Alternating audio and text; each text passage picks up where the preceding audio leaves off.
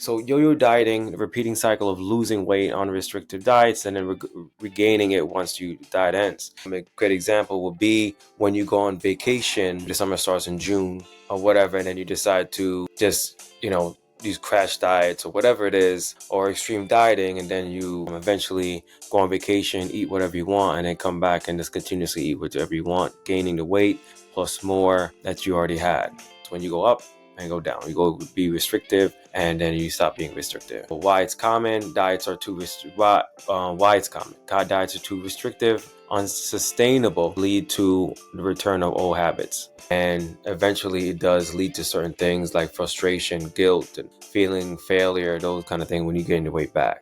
Okay, so there's some dangers when it comes to your dieting. Weight cycling, how much you weigh, can negatively impact your metabolism, muscle mass, and increase the risk of heart disease.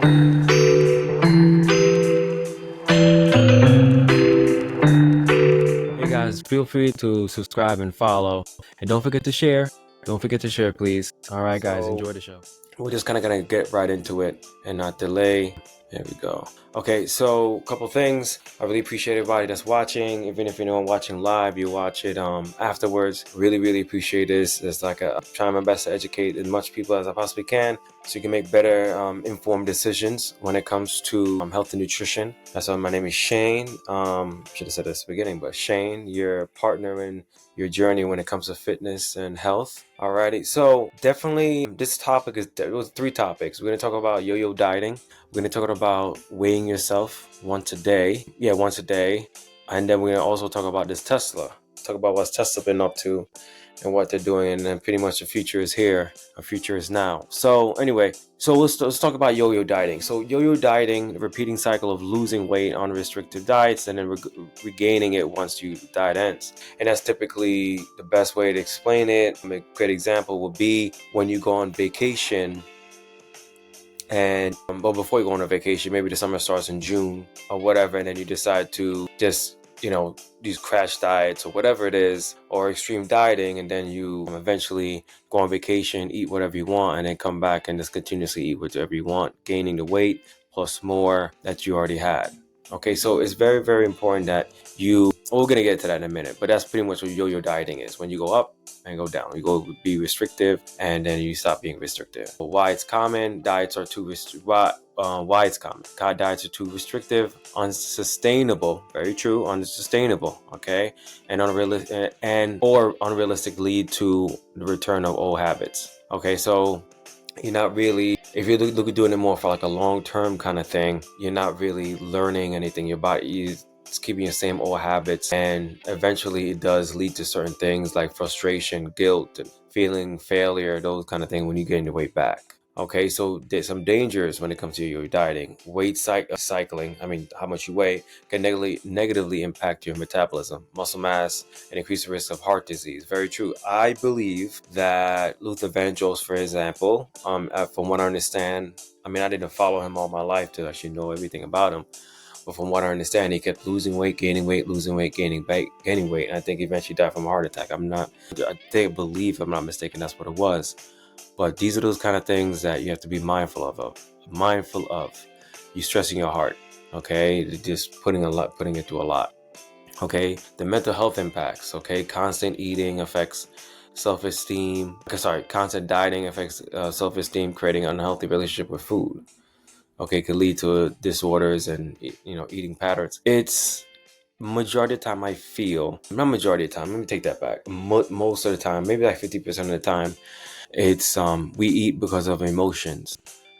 If we can somehow control that, perhaps we can actually help better the situation when it comes to dieting and this, yo-yo dieting and all those kind of things.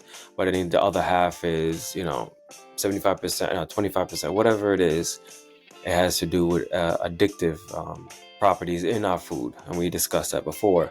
The chemicals that they use to make the food not only taste good and taste a certain type of way, it also makes you become addictive to the food, whatever it is, corn flakes or frosted flakes or whatever it is, all that stuff. Plus, of course, the sugar is actually already is addictive as it is, you know. So anyway, so metabolism slow down. Repeated dieting and restriction can cause your metabolism to slow down, making it harder for you to lose weight in the future. Okay, so the ways we're going to go now, the ways of breaking it. Okay, focus on sustainability, avoiding fad diets and short-term fixes, instead focus on long-term sustainable lifestyle. So pretty much just making those small changes when dieting, when it comes down to dieting. You could do that. Balance eating, prioritizing meals, prioritize balanced meals with enough calories and macronutrients to fuel your body. So to pretty much avoid extreme restrictions, there's the keto, there's the no fat diets, the low calorie diet. No, I mean, yeah, the low calorie is one of them, but low carb diets, that's also one of them too. And I'll continue on and I'll get into what I think that realistically what we need to do with this when it comes to really fixing the problem. But this is just more of a like long-term effect. So you're not having, you're not trying to get ready for the summer. You're not trying to do all that. So these kind of things are definitely good for you, like a long term. You're just trying to be healthier. Yeah, just live a healthier lifestyle and not really try to worry about, a trip that's coming up or a wedding that's coming up or whatever. Mindful eating, pay attention to your hunger and fullness cues, okay? And eat in a way that nourishes your body rather than deprive it, okay? But mindful eating is like not eating in front of the TV, those kind of things. So you're aware of what you're eating. You're looking at your plate, looking at your food, and not looking at the screen. I think that's number one thing we're guilty of when it comes to mindful eating. We're not in the moment, okay? Like pretty much like I'm guilty of it too, where I'm, taking my son out and then I'm taking pictures of him instead of like being in the moment, that's pretty much what it is. But instead, like you're trying to, I'm watching the screens and not really enjoying my food, consistency over perfection. Okay. Small, consistent habit changes. So this whole thing is just staying away from extreme diets. Okay. And we went over those, like, the ketos and all those things. I'm not saying keto is bad. I'm not saying any of this stuff is bad. I think all this stuff is a tool. What's the other one? Of course, the time restricted eating. Intermittent fasting. Sorry, I totally forgot the name of it. Intermittent fasting. So some people, like I was just talking to one of my clients, people say that I'm intermittent, but I'm not intermittent fasting. Okay, intermittent fasting is your window for eating is shorter. The purpose of intermittent fasting is to get you to not eat until like 4 hours, 6 hours, whatever it is. But the main thing is to avoid you from snacking. That's the main thing. You want to get a certain amount of calories, whatever it's 1,800, 1,500, whatever, 100 calories, but it's restricted to avoid the extra snacking and stuff like that. I personally think that's what the main thing is when it comes to that. Okay, there's autophagy and all this other scientific stuff. I maybe so. Overall, I think it's definitely important that you realize that intermittent fasting is not just eating one meal and that's it. One small, insignificant meal, not much calories to it or whatever, and you expect to see changes. You will see changes because you're almost starving yourself, but then eventually things are going to start to happen that you won't like. Hormones, hair loss, hair thinning, all these different kind of things can happen. So making these small changes or whatever can definitely help you instead of doing these extreme stuff. Okay, I'm not saying intermittent fasting doesn't work. I'm not saying keto doesn't work. But you need to do it the right way. Okay, that's just sustainable. Okay. Do there's any questions? Keyframe too slow. Okay.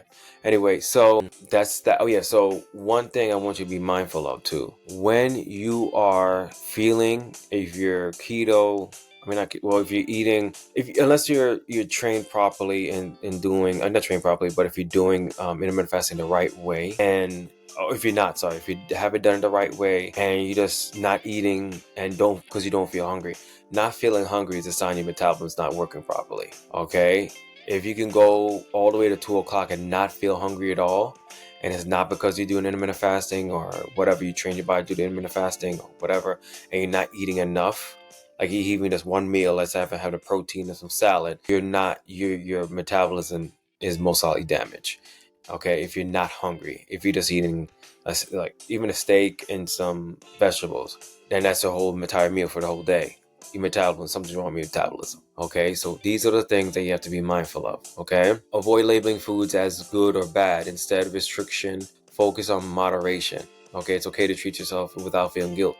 So I always hear people say, "Oh, Shane, I felt bad. I had a glass of wine." I always tell them in response, unless you're going to go on stage and prance around in a bikini or something like that to flex your muscles, you don't have to worry about that. That's not what you should be concerned about. Okay, if you have like a lot of wine or a lot of this or a lot of that, that's a problem. Okay, but if you are just having one glass of wine ever so often, it's not a big deal.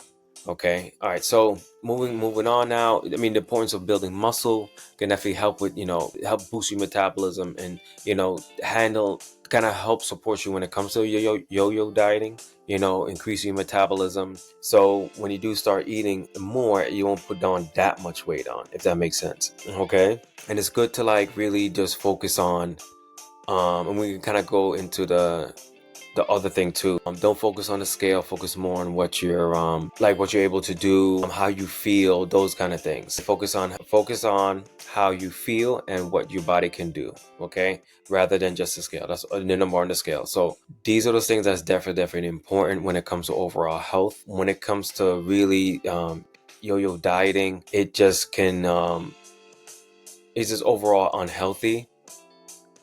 And if it doesn't catch up with you now, we'll catch up with you later, because you're so used to eating whatever 8 months out of the year. But the 3 months I'm dieting, extreme dieting, and then that 1 month I'm on vacation, it does catch up to you. If you're young, you can do that. It's fine. I'm not saying it's fine. It's not fine. It's building bad habits. But if you are, eventually will catch up to you, and you won't be able to take that weight off as easy as you think. Then you get frustrated, then you start eating more and start gaining more weight. Okay, so it's best if when you're dieting, you give yourself a diet break here and there. Let's say, perfect example, your trip is in August, okay, end of August, let's say, hypothetically speaking. So let's say June comes around, or the end of June, whatever it is, you start dieting for a certain amount of time, or what have you, and then you stop dieting. Okay, you go on your trip. When you come back from the trip, try to find your maintenance. Your maintenance calorie is key to this whole thing. Finding what your maintenance calorie is the most important thing, because once you find that and understand that, what or just eating in moderation and not overdoing it, that's what you need to do. So we don't have a weight loss problem in America. We really just have more of a maintenance problem. We don't know how to maintain our weight because we are so trained to think we have to eat less. That's healthy. Eating less is healthy. And yes, like I said many times, yes, you are right, but it's not 100% right, because less to a lot of people means eating barely anything. And that's a problem for us.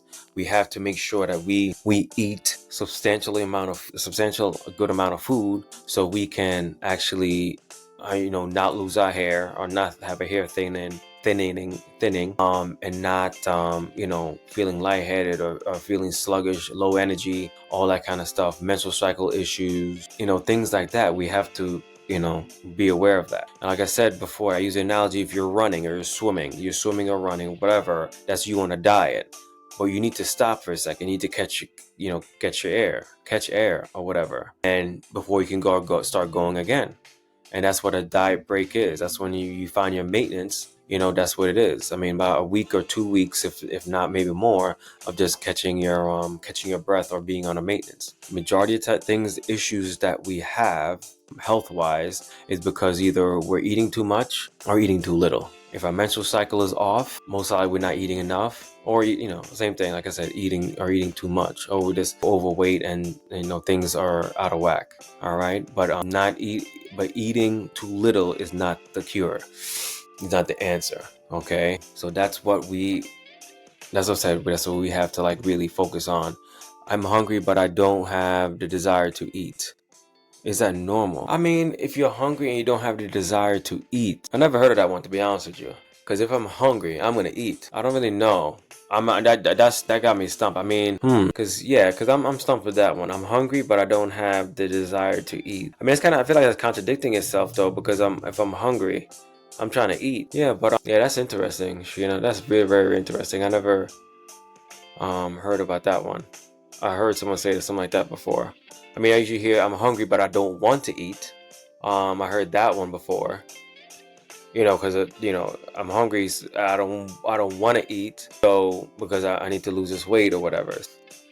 I mean, uh, I mean, honestly, the only thing I think of I would recommend is eating something small. Just should I ask my doctor? I mean, yeah, but maybe not a doctor though.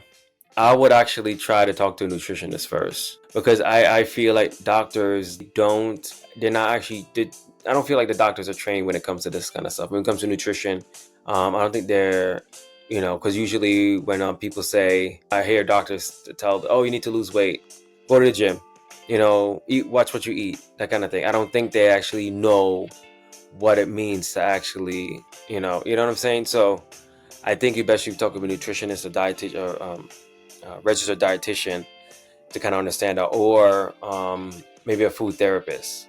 But I think more of a registered dietitian would probably be best, you know, because I don't know, like I feel so many times doctors don't really know what to actually say to people when they have to what you call it, recommend certain changes they have to make when it comes to dieting and exercise. They just have them go to the gym and go talk to a nutritionist, you know. So back to, so anything else? Okay, good. Okay, so that's that. I mean, not really much else to really say about that, but to be honest with you, it's just really about finding that maintenance and understanding that that's really the code to breaking yo-yo dieting. Because after you do your extreme dieting, I'm not saying you're not going to do it, because I've been doing this for a long time. I can tell people into blue in the face, don't extreme dieting, but people are still going to extreme dieting.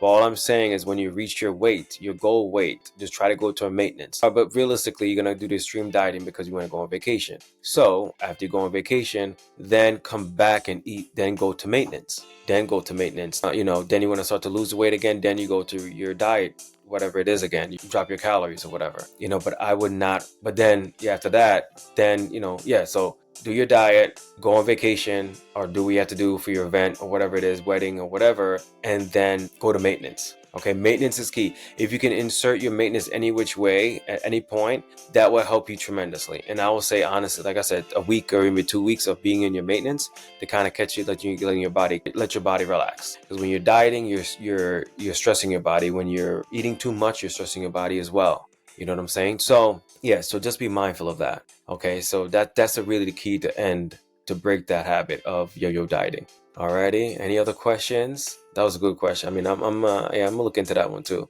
That's really interesting. I'm hungry, but I don't have the desire to eat. All right. So the next two, there's more like subtopics I want to talk about. But let me see. It fix this. This thing was kind of acting up. It's moving kind of slow. The sidebar. I definitely, if you AT&T apparently, this is, you know, I'm not trying to slam them. I'm not trying to say something. But AT&T apparently has this thing where you can pay cheap, like $60 a month for home internet. But realistically, it's not home internet. It's actually just like a hotspot. That's a hub. You pay $60 and you have to make sure you point it at the tower, whatever the tower is, and you get your internet. Okay, so it's pretty much like a cell phone. I don't know if you ever use hotspot, where you can use like a hotspot, and it's like, you know, all your devices or whatever. But eventually, like for instance, that's what I noticed the past couple Mondays when I did this about 5:45, I would lose service. You know, I would lose everything. And eventually I kept on complaining about certain things or whatever. And eventually the lady broke it down to me that it's just like a hotspot, a big box or a hotspot that we're using right now. So hopefully I'm going to be switching again. This will be the third time I'm switching internet providers, by the way, in the last month and a half. Literally the month and a half. So if anything that happens again where I get shut off, that's the reason why. I blame AT&T. Alrighty. So anyway, let's go to the next thing. So I had someone, she was talking to me about, she's saying I'm weighing my Shane, I'm not losing any weight. You know, I'm eating right, I'm eating this. And then of course she used to mention that she drinks on the weekends and all this kind of stuff. And she had a piece of this, piece of cake, piece of whatever. But then, you know, she's telling me that she's weighing herself every day. And then I had to kind of break it down to her to let her know why, you know, realistically, the number one reason why, you know, you don't want to do that. And that is because if you go on a diet, okay, your metabolism's fine, you go on a diet, you drop in your calories by 500 calories, right? And Rashina, so maybe too many people are using it. Yeah, that's what the lady said. So about 6:45, I guess that's when everyone in the area is using the internet. So that's when my thing slows down or stops. So like I said, just know that this is the last time. It should be, hopefully, I'm moving to optimum. Hopefully this doesn't happen again. So yeah, so the thing is, when it comes to you weighing yourself every day, you go to calorie deficit of, let's say, let's make it easy, 500 calories. All right, like I said, metabolism is fine, everything is fine. You're not doing no extreme dieting, just 500 calorie deficit, and you keep weighing yourself every day and not seeing anything. The scale goes up, the scale goes down, it could be fluctuating. The amount of calories per pound is 3,500 calories. Okay, so over the course of 7 days, you have a deficit of 500 calories. That's a total of That's a total of 7,500 calories. Okay, that's when you lose weight at the end of the week, about a pound, if not maybe more, depending on what your calorie deficit is and your metabolism, how much working out you're doing. Okay, so understand that. That's why it's best, and plus you eat, if you keep weighing yourself every day, like I said, muscle gain, water retention, digestion, the food that's in your stomach, irritation in your body, certain irritations that can happen, because when you work out, body does kind of retain water and actually start to get irritated. I mean, in a good way. It's like it's inflamed. Your body's inflamed a little bit, and that could actually cause you to gain weight.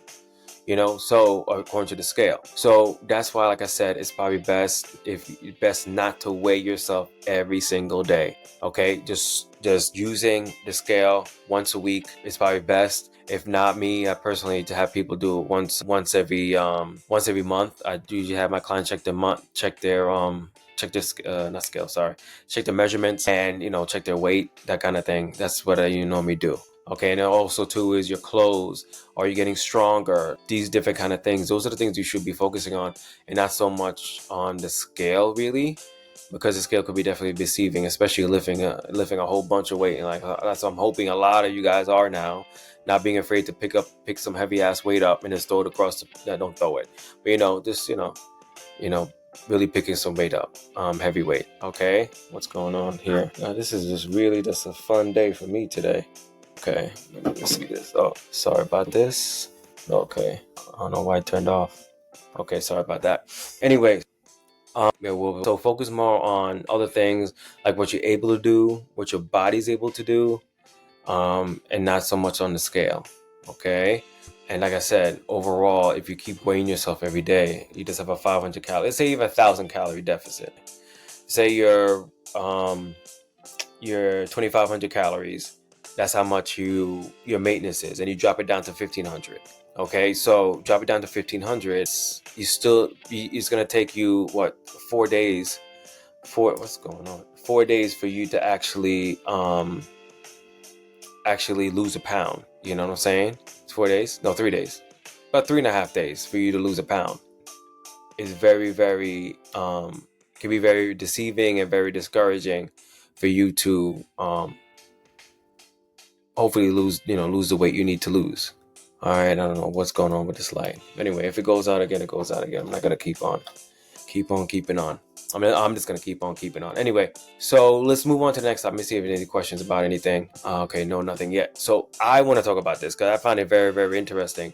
The fact that we have now the Tesla robot. So with the Tesla robot, my only, I guess, not gripe, I think it's fascinating. It's interesting. I like technology. I think it's very fascinating to me. When it comes to technology, I love technology. But my issue is it's going to cause us to be more and more lazy. I spoke about this before, about how we work out because we don't have to hunt and gather anymore. We don't have to hunt and gather our food anymore. So we just jump in the car and go to ShopRite, go to Costco, go wherever we need to go, get our food and go home, sit down, whatever. We don't have to do that crap anymore. So, but the issue is, we have Uber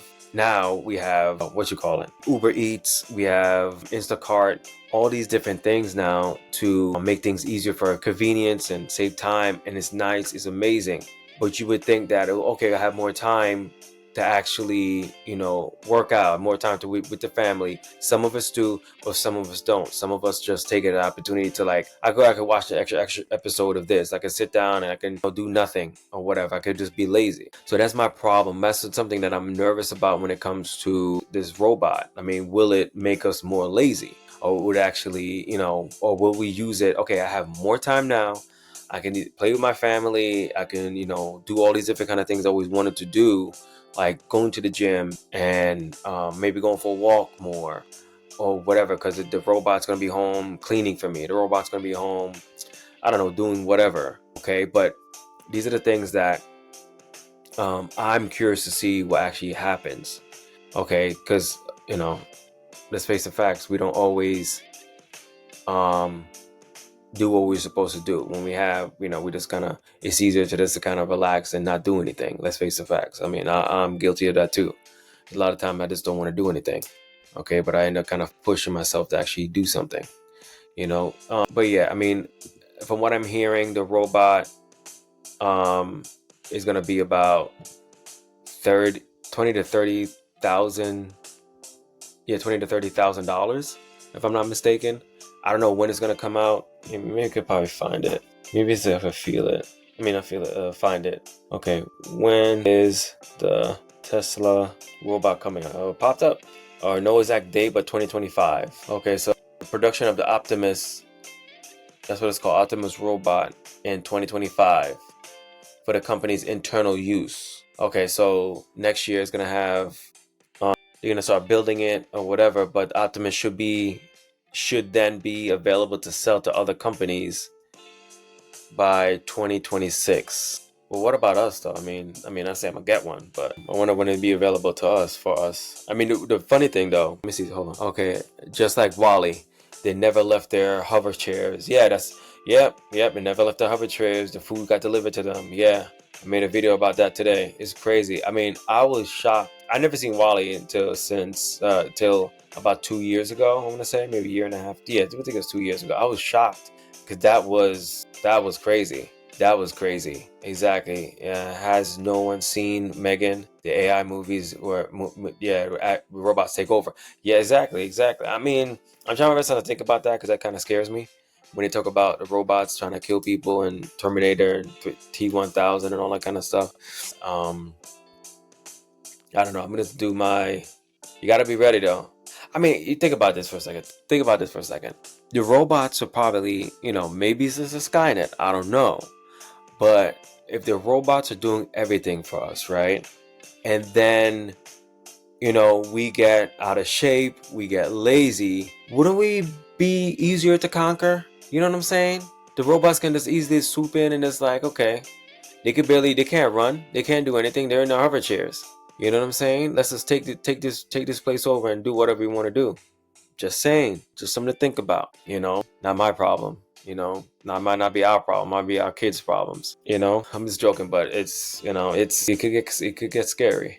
But yeah, I mean, even if I had that money, honestly, I mean, I don't know if I would buy one, but it could make life easier. It can really help a lot, but I don't know. Yeah, I'm not lying. Am I lying though, Sheena? I mean, yes, it's not gonna hit. It's not gonna affect us. The robots are not gonna take over us. You're gonna most likely try to take over our kids, maybe our grandkids. Yeah, because I just feel technology has made things so amazing. Amazingly easy for us, but we're using it to be lazier. We're not using it to, okay, this has helped me save time so I can spend more time with my family. Maybe some people are, I don't know, I'm not judging, but there's probably some people out there that's probably made them more lazy than they ever were. You know what I'm saying? So it's just something to think about. You know what I'm saying? Something to think about because the future is coming. You're gonna have automatic driving cars real soon. I mean, I'm gonna miss my manual transmission. I already miss it. I mean, I've been in an automatic car for the past 5 years now. I miss my my manual transmission.